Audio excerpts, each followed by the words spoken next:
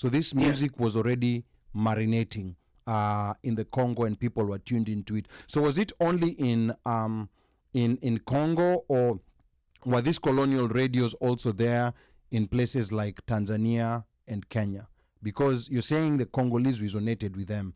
Were this music that the Congolese were listening to also being listened by people in Tanzania and Kenya at that time?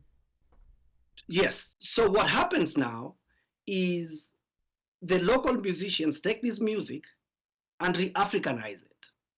Okay? The Spanish guitar had gotten to Africa at this time. The acoustic guitar, which in Kenya we call the box guitar or the dry guitar back in the 50s, 60s, and 70s. Mm-hmm. So they take this and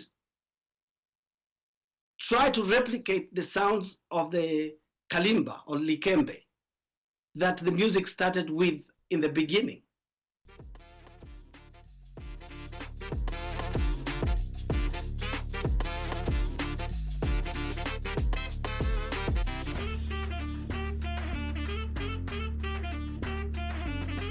I was about to ask him about the GV stuff, which I think for people who know records, those were the 78s.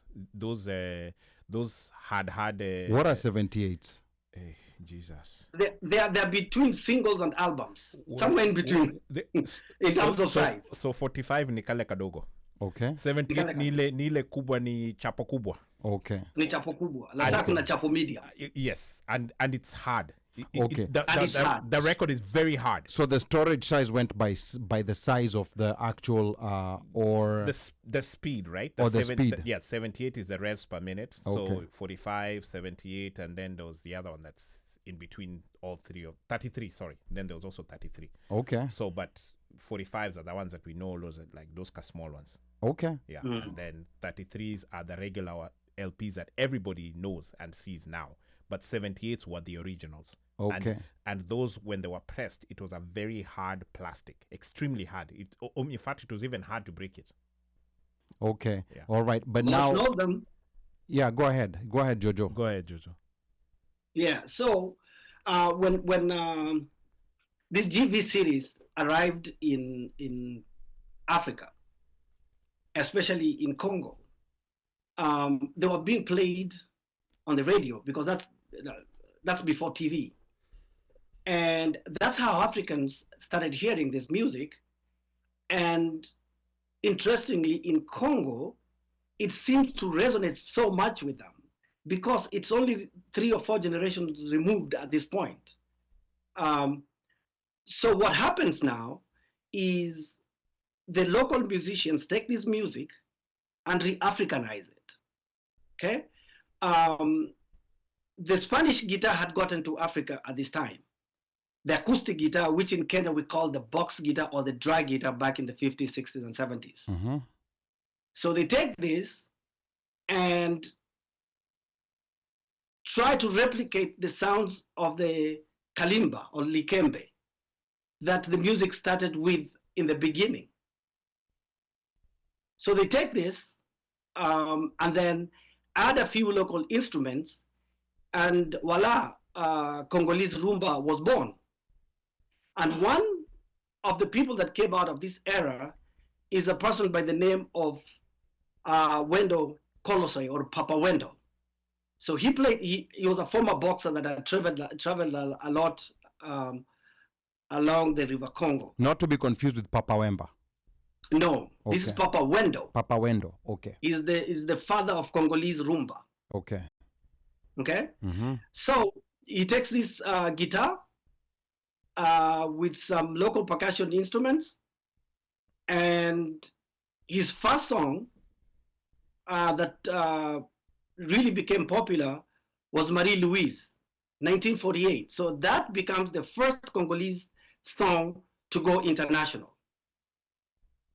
Do you still want me to continue, or you want to go step by step? So what I'm trying to understand, this was in the 40s, so we're talking well before... In the 30s. Or in the 30s. This is well before independence. So this music was already marinating in the Congo, and people were tuned into it. So was it only in Congo, or were these colonial radios also there in places like Tanzania and Kenya?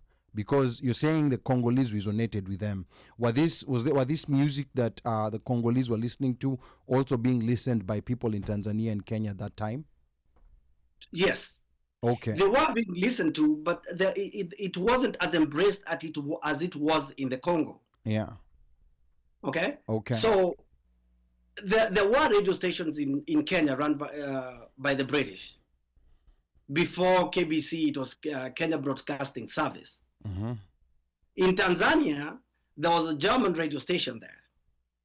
Okay. In Congo, in Kinshasa, Leopoldville this time, there was 2 radio stations. Radio Congolia and Radio Congo Belgique. Okay. So it's run by the Belgians. Okay. Okay. Okay. All right. This is quite interesting on the Tanzanian side. It seems like Tanzania adopted this rumba sound slightly earlier, a bit earlier than Kenya. So at what point was it embraced, and why did Tanzania embrace rumba? What was your feeling at that particular time? I mean, I know you were not around, but I'm sure you know people who were around at that time. How do you know he wasn't around? How do you know that? Omosh was the only person who was around in the 40s. Yeah. He was the only person who was around. The rest of us were not. This thing never ends. Yeah. So I think if you read the book, actually, he detailed very well about how, amongst other things, the Radio Tanzania, RTD, played part on that. So was that, but also when those people came in, I mean, one of the band that he didn't mention was, I think, Tankatalmas, that I had Kasalo Kyanga and Kyanga Songa. You know, those were a couple of Zairians back then, Congolese. Now, what years are we talking about? 80s. This is 80s. This is more I'm recent. talking about, yes, 80s. Okay. That's hiyo ndio miaka nilikuwa natoroka naenda kwa club. Okay. Did I say that? So, yeah, I think it was that, but at the same time, hata muziki wa asili wa Tanzania kidogo uliweza kumedo katika hizo nyimbo. Then language, kama baba amezungumzia, you know, was a big part of that. And one thing that I never thought about it is just them being salaried. Because back then it's like Washirika Tanzania Stars, which was part of the CCM's youth club also, with Vijana Jazz Band and then Washirika Tanzania Stars.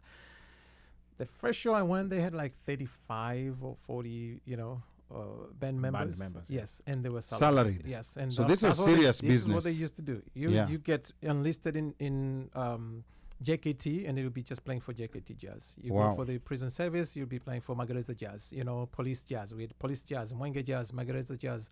All these, they were salary people. And then on top of that, you have Nuta, which came Juata, and then, you know, O2 Jazz. Those were people. DDC Mliman Park was Dar es Salaam Corporation, Dar es Salaam Development Corporation, Mliman Park Orchestra, Sikinde. So I think that played big part, because so these different government agencies had paid bands where people were wanamka kila siku, kazi ni kwenda kupiga muziki na wanalipwa. Mazoezi na wanalipwa. Okay, very very interesting.